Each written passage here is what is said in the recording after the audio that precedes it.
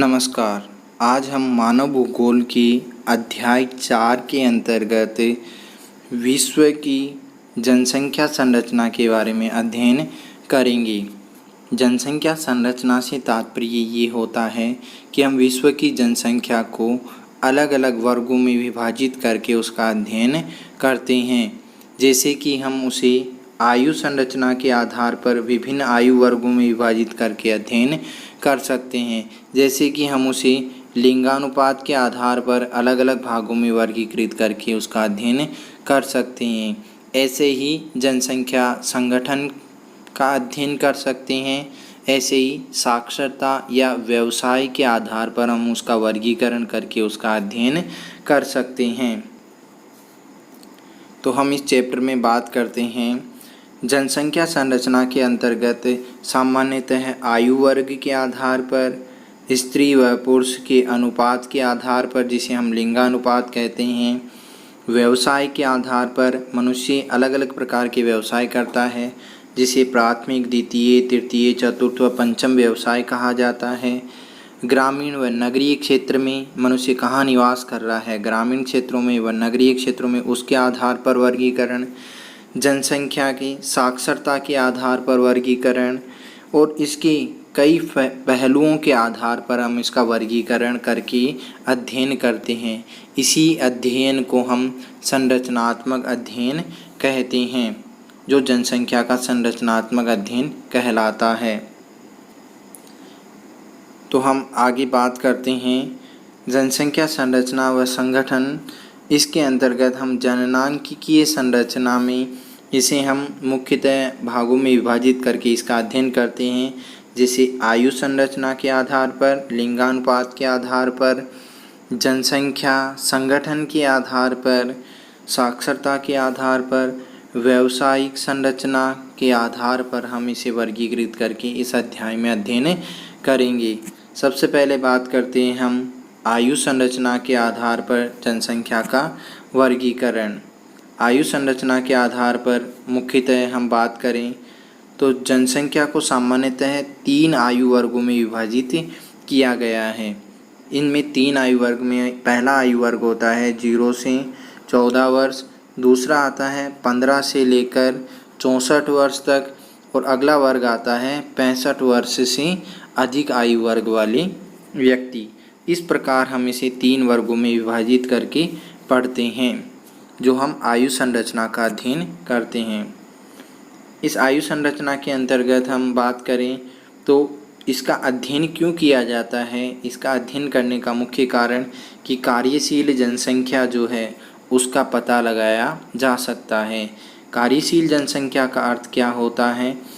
ऐसी जनसंख्या जो कि विभिन्न आर्थिक क्रियाकलाप करती है, ऐसी जनसंख्या को हम कार्यशील जनसंख्या कहते हैं। मुख्यतः जो हमने 3 वर्ग किए थे 0 से 14 वाले, फिर 15 से लेकर 64 वर्ग थे और फिर था 65 वर्ग से अधिक। तो इसमें मुख्यतः 15 से जो 64 वर्ग तक का आयु वर्ग है उसे कार्यशील जनसंख्या के नाम से भी जाना जाता है, क्योंकि यही आर्थिक क्रियाकलाप करने में सक्षम होती है। बात करते हैं हम 2004 की जनगणना के अनुसार विश्व के अंतर्गत मुख्यतः 6.8% जनसंख्या वृद्ध जनसंख्या के अंतर्गत थी। सर्वाधिक जो जनसंख्या वृद्धों की थी वो यूरोप महाद्वीप में पाई जाती है, जो 14.6% है। अमेरिका के अंतर्गत दूसरे स्थान पर आता है, जिसमें उत्तरी अमेरिका 12.5% जनसंख्या वृद्ध जनसंख्या के रूप में पाई जाती है। इसके बाद हम बात करते हैं अन्य आंकड़ों की। अन्य आंकड़ों के अंतर्गत देखते हैं तो 3.2% जनसंख्या एशिया के अंदर वृद्धावस्था के अंतर्गत पाई जाती है, जो अफ्रीका की है, और एशिया के अंतर्गत 5.8% जनसंख्या वृद्धावस्था की पाई जाती है। राष्ट्रीय स्तर पर सर्वाधिक वृद्धों की जनसंख्या ये मुख्य पॉइंट है, जिसके अंतर्गत हम बात करें तो सर्वाधिक देश कौन सा है जिसके अंतर्गत वृद्ध जनसंख्या पाई जाती है। तो वृद्ध जनसंख्या के अंतर्गत प्रतिशत में जापान में सर्वाधिक प्रतिशत पाया जाता है। दूसरे स्थान पर जर्मनी का स्थान आता है जो 17.17% है। इसके बाद क्रमशः फ्रांस और ब्रिटेन का स्थान आता है। कुछ डायग्राम के आधार पर, इस तालिका के आधार पर हम देखते हैं तो इसे कई विभिन्न आयु वर्गों में विभाजित किया गया है, जो 0 से 14, 15 से लेकर 64 और 65 से अधिक आयु वर्ग के अंतर्गत इसे विभाजित किया गया है, जिसमें हम मुख्यतः भारत के जो आंकड़े हैं उनका अध्ययन करते हैं। तो भारत में देखा जाए तो 2004 के अनुसार भारत में 0 से 4 वर्ष तक के आयु वर्ग में जनसंख्या पाई जाती है, जो 0 से 14 वर्ष तक की आयु वर्ग में 33.3% जनसंख्या पाई जाती है, जबकि 15 से लेकर 64 आयु वर्ग के अंतर्गत 61.6%, अर्थात सर्वाधिक कार्यशील जनसंख्या भारत के अंतर्गत 61.6% जो जनसंख्या है वो मध्यम प्रकार की जनसंख्या पाई जाती है, और वृद्ध जनसंख्या के अंतर्गत 5.1% जनसंख्या पाई जाती है। कार्यशील जनसंख्या अधिक पाई जाती है भारत के अंतर्गत। बात करें हम, विश्व में लगभग 35.2% जनसंख्या युवा वर्ग की पाई जाती है, जिसमें सर्वाधिक जनसंख्या के अंतर्गत और बात करें देशों की या राष्ट्रों की बात करें तो इसमें सर्वाधिक अफ्रीका के अंदर 44.71% जनसंख्या जो है वो युवा वर्ग की पाई जाती है। एशिया की बात की जाए तो 33.6% जनसंख्या युवा वर्ग की पाई जाती है। इसके बाद क्रमशः उत्तरी अमेरिका व दक्षिणी अमेरिका का स्थान आता है। राष्ट्र के अंतर्गत बात की जाए तो राष्ट्रीय स्तर पर जापान के अंतर्गत 14.3% जनसंख्या पाई जाती है, जबकि जर्मनी के अंदर 15.2% जनसंख्या और ब्रिटेन में 17.7% जनसंख्या युवा वर्ग की पाई जाती है। और इसके अलावा बात की जाए तो संयुक्त राष्ट्र अमेरिका के अंतर्गत 21.6% जनसंख्या युवा वर्ग की पाई जाती है। इस आधार पर हम कुछ निष्कर्ष निकाल सकते हैं कि विकासशील देशों के अंतर्गत और विकसित देशों में कुछ आंकड़े अध्ययन करने पे हमें कुछ निष्कर्ष प्राप्त होते हैं। विकासशील देशों के अंतर्गत 0 से 14 वर्ष तक की आयु, 15 से 64 वर्ष तक की आयु, 65 से अधिक वर्ष तक की आयु का अध्ययन करने पे हमें आंकड़े प्राप्त होते हैं, जो 40.8%, 55.4%, 3.8% प्राप्त होते हैं। इसके अलावा विकसित जो राष्ट्र हैं उनमें 26.7%, 63.7%, 9.6% आंकड़े प्राप्त होते हैं, जिनसे कि कुछ निष्कर्ष निकलते हैं। वो निम्न प्रकार हैं। पहला निष्कर्ष जो निकाला गया, जिसमें सामान्यतः विकासशील देशों में युवा जनसंख्या और विकसित देशों के अंतर्गत प्रौढ़ व वृद्ध जनसंख्या अधिक पाई गई है। इसके अलावा दूसरा जो निष्कर्ष निकाला गया, इसमें है असंतुलित आयु संरचना के कारण किसी भी राष्ट्र की जो आर्थिक व्यवस्था है वो प्रतिकूल प्रभाव डालती है।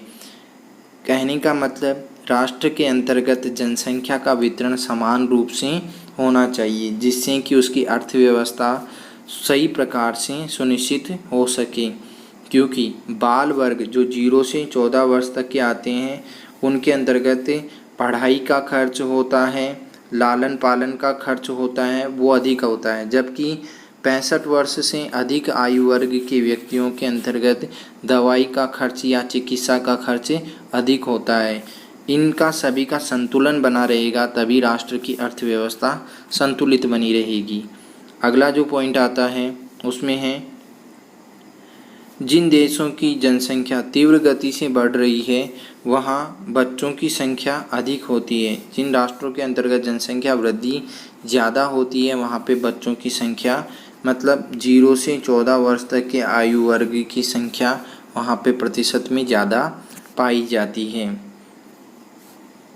इसके अलावा हम बात करते हैं 2015 के अंतर्गत आयु संरचना का जब अध्ययन किया गया तो उसमें कुछ निष्कर्ष निम्न डायग्राम द्वारा दर्शाए गए हैं। इस डायग्राम का अध्ययन करने पे हमें पता लग रहा है कि 0 से 14 वर्ष तक के आयु वर्ग की जो जनसंख्या है, 15 से लेकर 24 आयु वर्ग की, 25 से लेकर 54 वर्ष तक की आयु और 55 से लेकर 64 और 65 से अधिक आयु वर्ग को हमने निम्न इस डायग्राम के अंतर्गत प्रदर्शित किया है। इसके बाद हम बात करते हैं, हमने जनसंख्या की जो आयु वर्ग के आधार पर जो वर्णन कर रहे हैं उसको मुख्यतः 3 आधारों पर वर्गीकृत किया था हमने, जिसमें आता है सबसे पहले 0 से 14 वर्ष तक।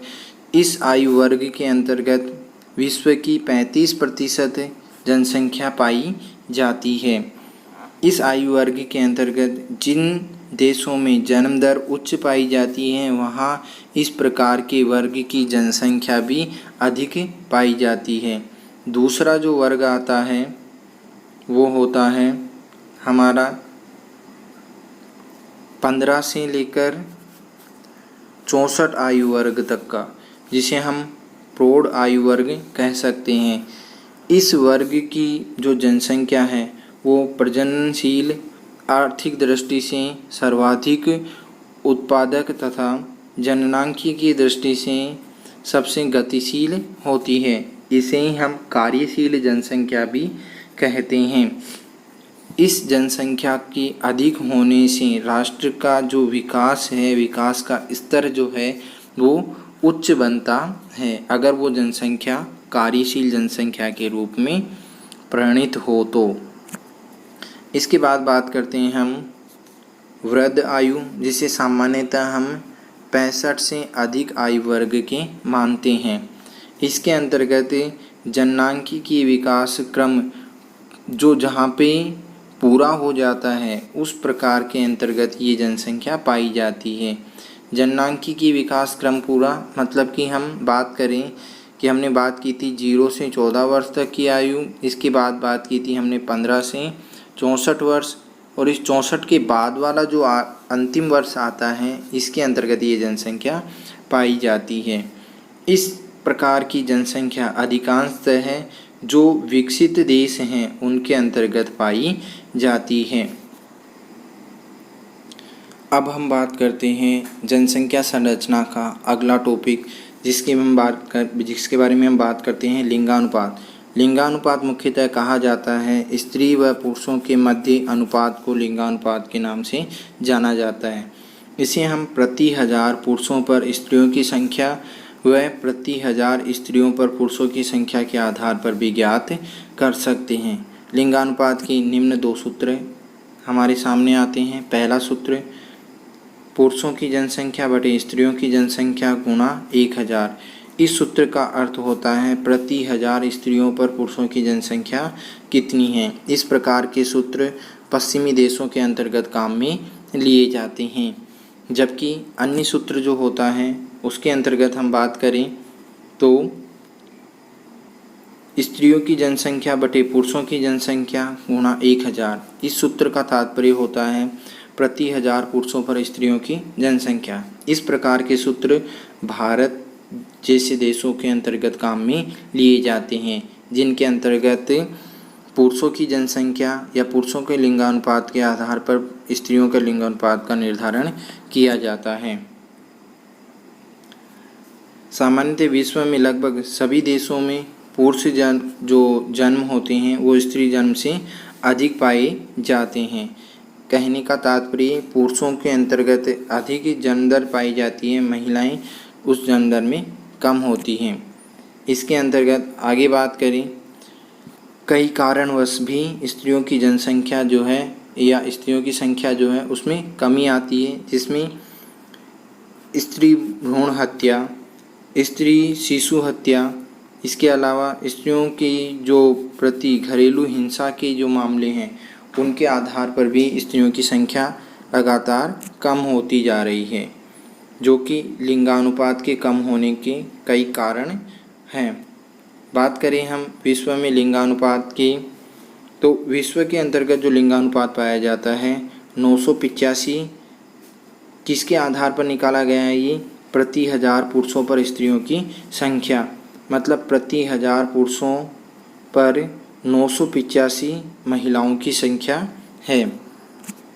विश्व के लिंगानुपात के बाद हम बात करते हैं यहाँ पर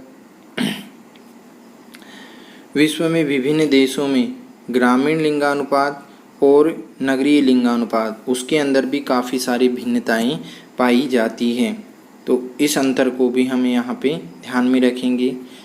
पश्चिमी देशों के अंतर्गत ग्रामीण क्षेत्रों में पुरुषों की संख्या जो है वो अधिक पाई जाती है, जबकि नगरीय क्षेत्रों में स्त्रियों की जनसंख्या अधिक पाई जाती है। इसका कारण क्या है? तो इसका प्रमुख कारण है स्त्रियों के रोजगार के लिए नगरों की ओर प्रवास करना, इसका मुख्य कारण है।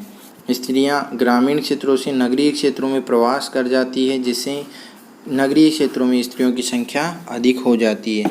ये हम बात करें तो मुख्यतः पश्चिमी देशों के अंतर्गत ही ऐसा पाया जाता है।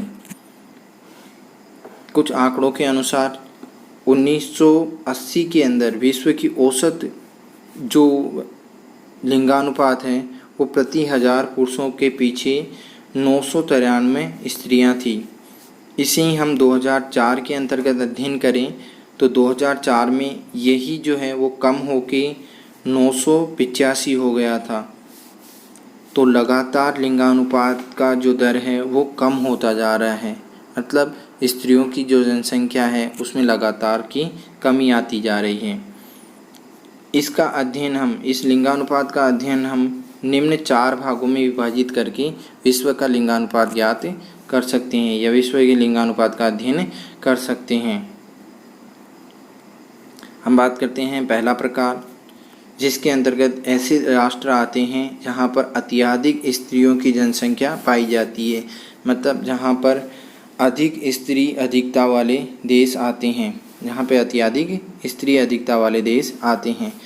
इसके अंतर्गत 1050 से अधिक लिंगानुपात वाले, मतलब 1000 पुरुषों पर 1050 महिलाओं वाले देश आते हैं। पश्चिमी यूरोप देश इसके अंतर्गत आते हैं, संयुक्त राज्य अमेरिका, कनाडा, दक्षिणी अमेरिका। इसके अलावा दक्षिणी क्षेत्र के अंतर्गत ऐसे राष्ट्र इसके अंतर्गत आते हैं। दूसरी हम बात करें तो इसमें आते हैं स्त्री अधिकता वाले देश।